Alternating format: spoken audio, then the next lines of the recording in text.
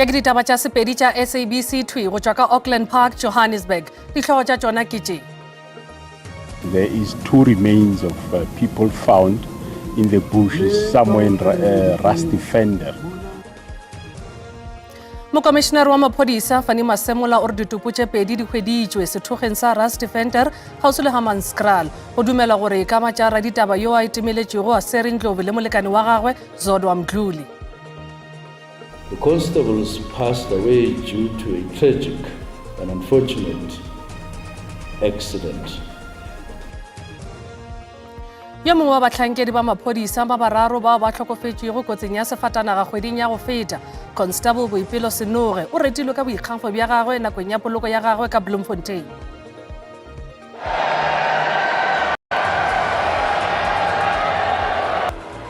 Bakadinale ba kereke ya Katolika ba kgethile mopapo o moswa ka morago ga go bontšha mmušo o mošweu tšhimeleng. I wouldn't say it's really a battle because for us it's to inspire the people that are younger than us. Orlando Pirates na le tshepo ya go ba dinkgwete maga mararo ka go latelana papading ya makgaolakgang a sebjana sa Nedbank kgatlhanong le Kaizer Chiefs yeo le tetšwego ka mahlo a makhwibidu ka lepatlelo la Moses Mabida ka Mokibelo. Thobela, nako ya go loselela ditaba ke yona ye, nna ke nkgadimeng ke kana gomme ke thušana le mofotiledi wa polelo ya diatla Augustine Letlalo.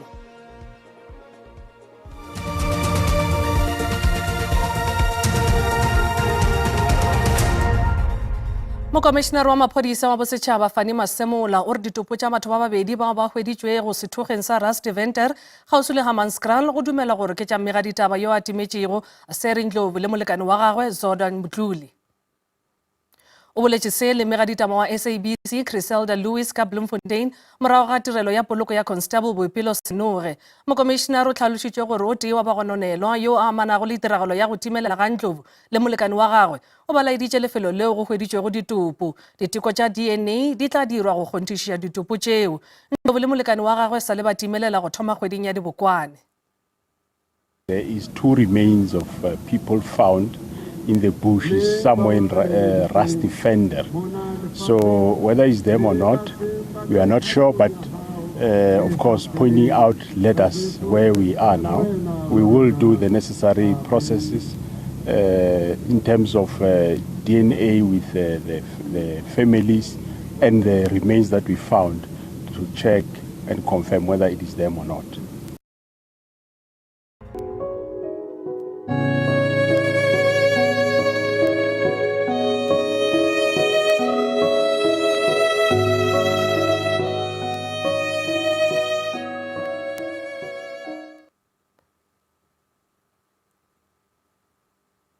Lehule o le sa letelwago la Constable Boipelo Senoge le amogile ba sephodisa sa Afrika Borwa talente e kgolo. Seo ke go ya ka mokomishenare wa sephodisa wa bosetšhaba Fani Masemola yo ileng a ba gona tirelong ya poloko ya Senoge ka Bloemfontein le hono. Senoge e be le o mongwe wa maphodisa a mararo ao ditupo tša bona di ile go tša hwetšwa nokeng ya Henops kua Centurion beke e fetilego. Poloko ya Senoge ke ya mathomo go tše tharo. Constable Senoge o ne a kgolelwa botho jwa gagwe jo bo kgatlhang mme o tla nna a gopolwa ka tsela e a neng a rata lelapa la gagwe le baagisani ba gagwe. Ditsala le ba lelapa ba ne ba bua ka ene ka lorato ka nako ya tirelo ya phitlho, ba gatelela botshelo jwa gagwe jo bontle le boineelo jaaka modiredi wa setšhaba. Ba re ba tla mo gakologelwa e le motho yo ba tlhotlheleditseng sentle. A ya ba dilemo tse bonolo batswadi ba ka ba ratega. Le minyaka zanga ya balula basali bami mme jwale re batla gore Boipelo a tsamaile go bala hantle gore botho bo Boipelo hamba yo lala kahle mme rona re tla emela fela go utlwa gore go etsaetseng go tswa go seponisa. Your presence in my life was a gift, and though you're no longer with me physically, your memory and legacy still lives on in my heart.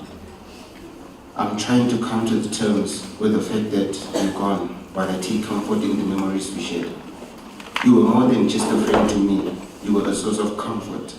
Tona ya sepodisi Senzo Mchunu o ne a gatelela gore loso la mapodisa ano a mararo e ne le ka ntlha ya kotsi e utlwisang botlhoko. The constables passed away due to a tragic and unfortunate accident. And investigations are getting finalized finer and the last details, especially on the vehicle that was finally found, and a comprehensive report would follow. Mokomishenara wa bosetšhaba wa sepodisi o ne a akgola Senoge ka ntlha ya boineelo jwa gagwe mo go direleng naga ya gabo. To you, the family of Senoge, we once more say condolence. We know it's difficult both for us and for you, but however, let's hold the fort. We have no any other. We just have to move forward with life. Senoge wa dingwaga di le 24 o ne a dira kwa stationeng sa mapodisi sa Park Road mo Bloemfontein go tloga ka Phukwi ngogola o tlogela batsadi ba gagwe bo monnawe le bokgaitsediye. Kamogelo Siekwi, dikgang tsa SABC, Bloemfontein. Batho ba 150 ba golegilwe ka melato ya dikgaruru tše tsenetšego kotareng ya bone ya ngwaga wa ditšhelete wa 2024 le 2025 seo ke go ya le ka hlogo ya lekala la Hawks yo a bego a boledišana le babegaditaba ka Pretoria. Bontši bja melato yeo e diragetše ka province ya Gauteng le bea gore go thupile gape dithunya tša go feta 300 mo le go bolaile maphodisa a 22 ao a bego a le mošomong le ao a sego mošomong magareng ka sehla seo. Hlogo ya lekala la di-Hawks le sehlopha sa gagwe ba gadima morago ka diphihlelelo tšeo ba di fihleletšego. Šedi be beilwe ge melato ya godimo go bala yeo e rulagantšego bjalo ka bosenyi, bomenetša, go tšhabiša ka dikgoka le dipolao tša maphodisa. Go bile le batho ba bantši bao ba golegwago. 607 natural persons and 49 juristic persons were secured before the various courts in the country. Of these arrests, 450, which is 74%, are South Africans, whereas 157, which is 26%, are foreign nationals. Nakong ya sehla seo lekala la di-Hawks le kgonne go bona molato batho ba 239 le go ahlolela ba 266. Maphodisa a 36 ba golegilwe go ralla le naga ka melato ya go fapafapana mo le ba tshela ba bone melato. E fela ka bomadimabe maphodisa a 22 a bolailwe nakong eo. Lebeya o re ba gare ka dinyakišišo tša molato wa go eka mmušo go latela gore AfriForum le mekgatlo e mengwe e ketimele ka Amerika e le go seo se hlotšego dikgohlano tša segwera sa naga ya Afrika Borwa le naga yeo mererong ya botseta. Melato ya go amana le go goga mmušo ka nko le yona e fiwa šedi e kgolo. Lekala le re go bile le katlego melatong ya go amana le difatanaga tša go sepetša tšhelete. 50 incidents of cash in transit robberies were received by the Directorate. A total number of 28 suspects, excluding 10 who died during the exchange of gunfire with the police, were arrested. It is comforting that no one was released on bail in this regard. Lebeya o tsebišitše gore o tla rola mošomo mo mafelong a kgwedi ye. O etile pele lekala leo mengwaga e šupa ge a sa le a thwalwa ngwageng wa 2016. Go le bjalo go fanwe ka molokoloko wa difatanaga tšeo go dumelago di tla thuša twantšhong ya bosenyi.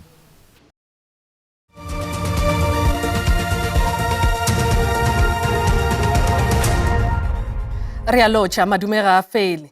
Re gatela pele ka tšeo di rego ge naga e keteka mengwaga e 30 ya go fetišwa ga molawana wa ditokelo tša pušetšo ya naga le nyaga. Malapa a go feta 500 a batho baso le ba mmala ao a hudišitšwego ka kgapeletšo kua Orania yeo ka nako yeo e bego e tsebja bjalo ka Grootgevaart ke mmušo wa kgethologanyo ga bjale ba nyaka naga ya bona. Seo se tla nakong yeo EFF ka Northern Cape e tšwelago pele ka ntwa ya yona go aroganywa ga Orania ka Northern Cape. EFF yeo e thomilego ka lesolo la yona kgweding ya go feta ga bjale e lotile mohlala le go hwetša malapa ao a gapeleditšwego go tloga nageng ya bona ka napo ya go dumelela go phethwa ga mošomo wa go aga letamo la Karib. Ka morago ga go agwa ga letamo leo le rekišitšwego ke kgoro ya merero ya metsi go mohu Karel William Hendrik Boshoff e le go mohlami wa Orania. Mokgatlo wa EFF ka Kapa Leboa o latišišitše le go hwetša malapa go feta 11 ao a hudušeditšwego nageng mengwaga ya bo 1990s. Mokgatlo o kopane le malapa ao ka Warren Vale Warrington moo ba bangwe ba hudušeditšwego gona. Malapa a boletše ka tsela eo mmušo wa pele wa kgethologanyo o ba lobišitšego ka gona. Quintus McKenna wa mengwaga e 67 o gateletše gore ba rakilwe ga setlhogo Quintus o re ba tlogetse dithoto tša bona morago go bala le mabitla a malapa a bo bona. Dit het ons heeltemal 'n groot skade aangedoen. O re e bopile lebadi e fela ga ke re ke duma go boela morago gape wa go dula fao. E fela ge re ka boela morago ra go tšea dithoto tšeo ba re tšeetšego tšona nka thaba. Ons terugkom maar ons wil net gaan kyk. Belinda van Wyk wa mengwaga e 55 o re ba nyaka go tseba gore go diragetse eng ka marapo a badimo ba bo bona. Net te sien hoe die plek nou lyk en wat het van ke nyaka go no bona gore lefelo leo le bogega jwang ga bjale. Mabitla a borena a fao go diragetse eng ka mašaledi. EFF e ganeditše ditatofatšo tša gore ba leka go beala karoganyo ya semorafe ka go ipiletša go tshekatsheko ya go hlongwa ga Orania. Go ena le moo mokgatlo o re batho baso le batho bašweu ba swanetše go dula mmogo. Go sa šetše gore Orania e rulagantšwe bjalo ka bodulo ba private ge e sa le go tloga ka ngwaga wa 1991. Re batla go bona Karel Boshoff le lesika la gagwe le le agile le ba ithamba re ba agile Orania ba tshwere ebile ba sekisiwa le go atlholelwa ditlolo tsa molao. Taba ya Orania e tla sekwa parlamenteng ka la bohlano kopanong ya seboka sa kakaretšo.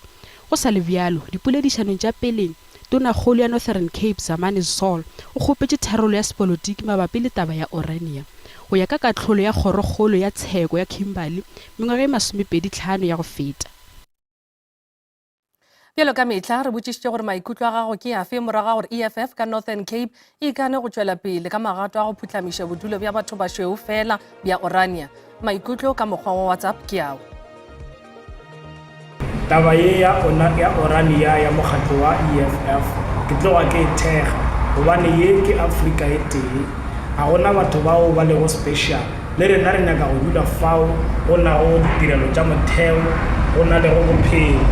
EFF kwa Orania kwa le ka ske ya go beša batuka ino ba go nyako ba ka dintwa le go bolaiša batho re sa nyaka lo ba maphelo bana ba borena ba ama. EFF ya go mela morago ka tabe batho ba Orania ke kgale ba dula mola le bona ba le teng le ba nyaka lefelo la motlhakanelo la batho mele lengwe around batho ba dule ko ba ka khutšo. Nna ka re ha EFF e tsaya dikgato go ya ka ko Orania ke re a go se ka ganna le dikgue go se ka ganna le dintwa ba tse dikgato tse di siameng tsa semolao ga re batle madi a tshologa ga re batle dintwa mo nageng ya rona ya South Africa seo se dirago ke mokgatlo wa EFF ke tloga ke kwana le sona ebile ke se bethela matsogo batho ga ba tlo tloga nageng tša bo bona ba tlo itseela nagana tša bona ka mo naga rena Afrika Borwa sebe ke lenyetšo le legolo kudu ka matla go rena balwedi ba naga Afrika Borwa. Ke bona EFF di ile botoka kudu batho ba ka tlotšola go kgolo ka batla ithela ka mo nageng ya borena badudi ba borena ba tlhoke madulo batho ba šweu e phele naga borena aowa EFF e diileng e dile taba ya botlhokwa kudu ra ba leboga ka re le mekgatlho e mengwe ya dipolotiki ba ka thega EFF. Ka mehla re leboga maikutlo re tšwela ka pele ka tšeo dirego letšatši la seswai kgweding ya Mopitlo leswai ya mengwaga e lekgolo leleme la Afrikaans e le leleme la semmušo ka Afrika Borwa. Le kgathile tema historing ya Afrika Borwa le bona bjalo ka leleme la batho ba šweu ka tlase ga pušo ya kgethollo se se dirile gore baswa ba Afrika Borwa nakong yeo ba gwantele mmušo go tloša polelo ye ka dikolong. Setsebi sa maleme se tlhalošitše gore leleme le fetogile mo mengwageng ya go feta ka go sepelelana le Afrika Borwa ya botee bjalo ka leleme leo le swanetše go godišwa le go hlabollwa go swana le maleme a mangwe. Leleme la Afrikaans le na le histori ye mpe nageng ya Afrika Borwa. The government of the day was predominantly African speakers. Then they used that then to do that. So everything that was done, the education system and so on and so on.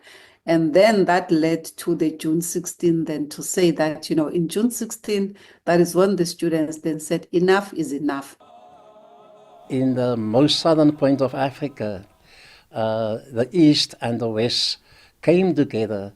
And it was through that interaction of people who had to communicate in order for them to survive that a new language emerged out of that communication. But I think over the last 50 years or so, there's greater recognition among linguists and about language historians that indigenous people and enslaved people played a major role.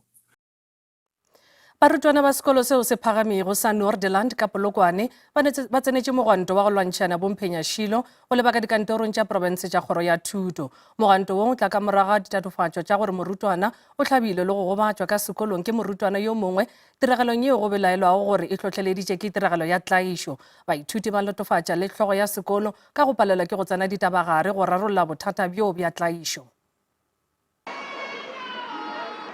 Ba swere mogwanto go hlomantwa kgahlano le ditiro tša bogoroto. Barutwana ba re ba bone go le bohlokwa gore ba emelele ka bona gomme ba bolele kgahlano le ditiro tša bogoroto tšeo ba re go di tšwela pele ka sekolong sa bona. Barutwana ba latofatša ba bangwe ba barutiši ka go ba kgetholla ka lebaka la meriri ya bona ya seAfrika. Kgweding tše pedi tša go feta morutwana wa mphato wa bo-10 o hlabile morutwana wa mphato wa bo-10 gona mo sekolong se. Barutwana ba latofatša bolaodi bja sekolo ka go se tsene seemo bogare. Recently at our school, we have faced a cyberbullying situation where a learner created an account on Instagram stating just to come and bully us as fellow learners. The stabbing happened after school, and we told the securities, we're like, there's a fight going on, and one of the securities was like, we're not going to do anything about it. They're not in the school grounds. They were like outside the school on the road. Mohatlo wa barutwana wa COSAS o latofaditše kgoro ya thuto ka go se bie šedi go ditiro tša bogoroto ka dikolong.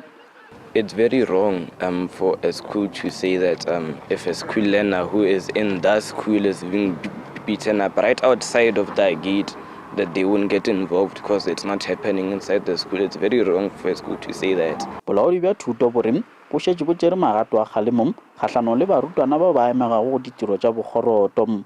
Kgoro e re e na le lenaneo tlhahlo go ruta barutwana ka ga ditiro tše. As the department, we are aware of bullying cases that are happening in our schools. From to time when they are reported, these cases are dealt with at the school level by the principal and the SGB. Disciplinary cases are taken where there's a need so that we can keep discipline at the school. Barutwana ba tsenetšego mogwanto ba file kgoro ya thuto matšatši a 5 go araba memorandamo wa bona. Ke Mahlatse Phaladimo, ditabeng tša SABC Polokwane. Khansele ya Bosetšhaba ya Afrika Borwa ya dipese tše nnyane SANSBOC ka boripana e ikemišeditše go ikopantšha le mošireletši wa setšhaba le komišene ya ditokelo tša botho ka Afrika Borwa mabapi le go palelwa ga kgoro ya taolo ya dinamelwa ka North West go lefela baotledi ba dipese mo dikgweding tša go feta. Barutwana ba lekgolo ba bile kgakanegong beke ye ka ge baotledi ba dipese ba ile ba palelwa ke go tšwela pele ka mošomo wa bona ka ge kgoro e sa phethagatša ditshepišo tša yona. Go bolela gore baotledi ba bangwe ga se ba lefela go thoma kgweding ya dibatsela ngwageng wa go feta.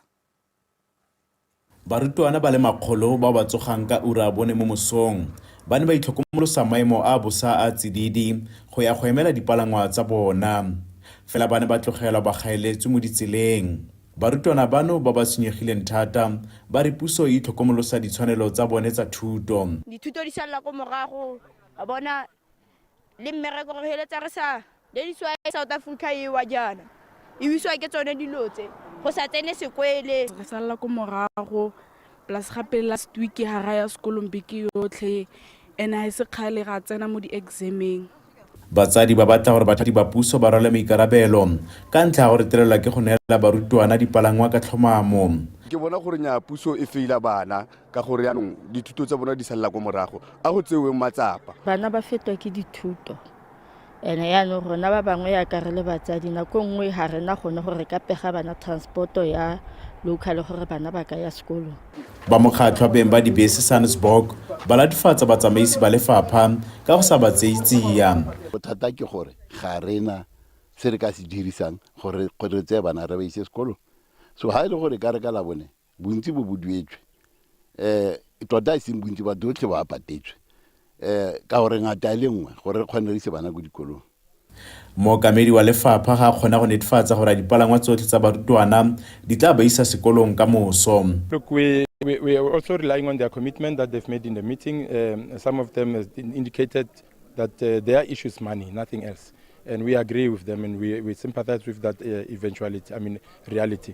Ba mokgatlho wa SANSBOC ba re ba ikelela go tsaya dikgato kgatlhanong le lefapha ka ntlha ya gore tirelwa ke go ba duela dikgwedi di le dintsi. Thabiso Moss, SABC News, Mahikeng.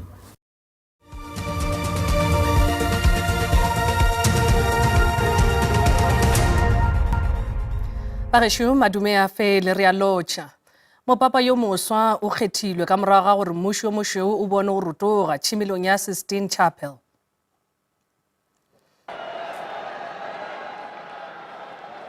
Mala o mošweu wa mmuši o bontšha gore bjale gona go kgethilwe mopapa wa bo 267 ka morago ga gore bakadinale ba sware dikgetho ka seboka sa ka sephiring. Bakadinale ba 133 bao ba bego ba bouta ba ile ba thoma seboka sa bona sa ka sephiring maabane ka Laboraro.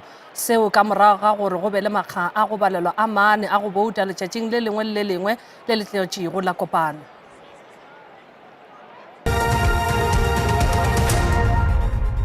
Bjale a re boneng ka boripana gore mebaraka e be eme bjang ge jesi tswalela pijana ka iri ya 5. Ranta e šomile gabotse ge e bapetšwa le ditšhelete tša dinaga tše dingwe tše kgolo. Tšhupane ya theko ya dišere ka kakaretšo jesi le yona e fase. Theko ya dirafta e šomile gabotse ntle fela le ya Gauta.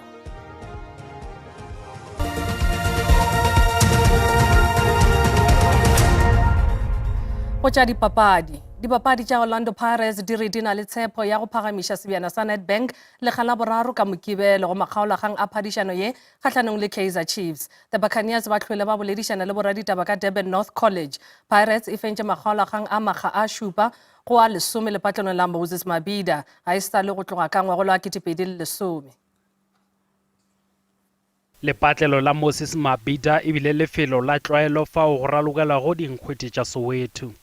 Moraloki yo a tšwago ka Durban, Talent Mbatha, o re ba beile šedi ya bona papading yeo e tla go ralokwa le ge o sa šetše go šarakana ga thekišo ya ditekete yeo ilego ya ba ditabeng. I believe that it's something that's really special for people that are coming from KwaMashu, the community, and I wouldn't say it's really a battle because for us it's to inspire the people that are younger than us that are coming from the community of KwaMashu. It's possible, Black Child.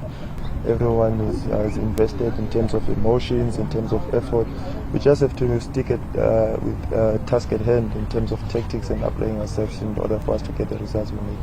Motlhatli yo a nkgago tsela o re ba tloga ba itukišeditše papadi ye. So this time we need to make sure that we are in a better space in the kickoff, that we are especially doing the things with more determination so we can make that the game to go to the space where we want to put the game early in the first half. Go sa le bjalo balatedi ba laeditše kgakanego malebana le tlhakatlhakano ya go rekišwa ga ditekete tše dikete tše 41 di ile tša rekišwa metsotsong ye 19. I think it's going to be easier if you're going to have an app and then buy those tickets on your app so that you know that you have, when you want to buy a ticket, go to an app, buy a ticket, just deposit your money. That's safe for everybody. Amakhiwa maningi kakhulu kodwa uthola ukuthi u found that at the end they say system ayiwaveza ama-ticket. Kunabantu la engikhona kwi-queue e-gateway abantu abafika ngo-4 ekuseni. Maphodisa le batlhankedi ba tšhireletšo ba ipiletša go balatedi go se gaše lepatlelo ntle le ditekete. Go sa le bjalo go rulagantšwe dipese le dinamelwa tša go sepetša balatedi go tšwa ka Umlazi, KwaMashu le ka Durban. Papadi tla thakgoga ka iri ya 3 mathapama lepatlelong la Moses Mabhida. Bagešo di felela mo gopolang gore ditaba tša rena di a hwetšagala go marangrang dikgokagano fao le ka kgatha go tema ba sehlopha sa ditaba tša Sotho ba tla fa tšona ka iri ya bošupa mo go SABC2 le lehae go sasa go latela kakanyo ya maemo a boso go šegofetše šalana.